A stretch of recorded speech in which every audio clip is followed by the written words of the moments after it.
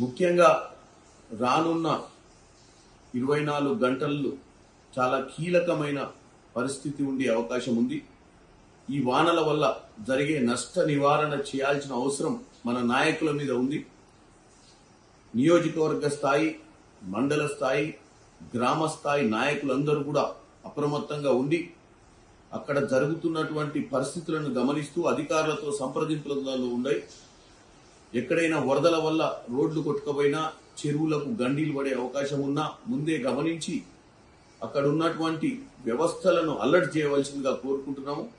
ఎందుకంటే ఇటువంటి పరిస్థితులలో ప్రజలకు మనం అండగా ఉండి ప్రాణ నష్టం కానీ, ఆస్తి నష్టం కానీ జరగకుండా చూడాల్సినటువంటి అవసరం ఉందని తెలియజేసుకుంటూ, నేను కూడా వీలైనంత మటుకు మీరు ఎక్కడి నుంచైనా ఏదైనా ఇష్యూ ఉన్నా కలెక్టర్లతో కానీ ఇంకా పై అధికారులతో మాట్లాడే పరిస్థితి ఉంటే నాకు కూడా తెలియజేయాల్సిందిగా కోరుకుంటున్నాను.